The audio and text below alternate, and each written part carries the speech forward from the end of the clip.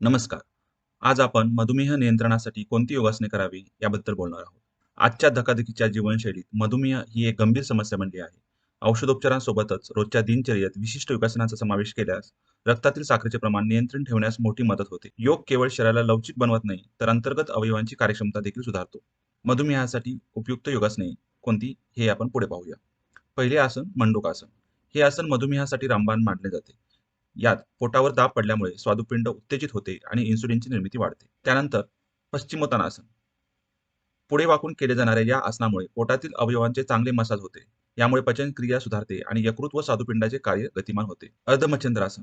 या आसनामध्ये पाठीच्या कण्याला पीळ देणाऱ्या या आसनामुळे स्वादुपिंडाला नवसंजीवनी मिळते आणि ग्लुकोजची पातळी संतुलित राहते. धनुरासन. हे आसन स्वादुपिंडाला पूर्णपणे सक्रिय करते. पोटाचे स्नायू ताणले गेल्याने रक्ताभिसरण गतिमान होते आणि पचन संस्था मजबूत होते. शवासन. मधुमेहाचे मुख्य कारण असलेल्या मानसिक तणावाला कमी करण्यासाठी हे आसन अत्यंत महत्त्वाचे आहे. तर ही योगासने मधुमेह नियंत्रित करण्यासाठी कशी मदत करतात?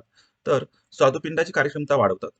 योगासनामधील विशिष्ट हालचालीमुळे स्वादुपिंडावर सकारात्मक दाब पडतो. यामुळे इन्सुलिन संप्रेरकांची निर्मिती करणाऱ्या पेशी अधिक सक्रिय होतात.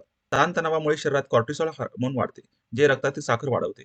योग आणि प्राणायामामुळे मानसिक शांतता लाभून हा ताण कमी होतो. नियमित योगासनामुळे शरीरातील अतिरिक्त चरबी कमी होते. स्नायूंची ग्लुकोज शोषून घेण्याची क्षमता वाढल्यामुळे रक्तातील साखरेचे प्रमाण नैसर्गिकरित्या कमी होते.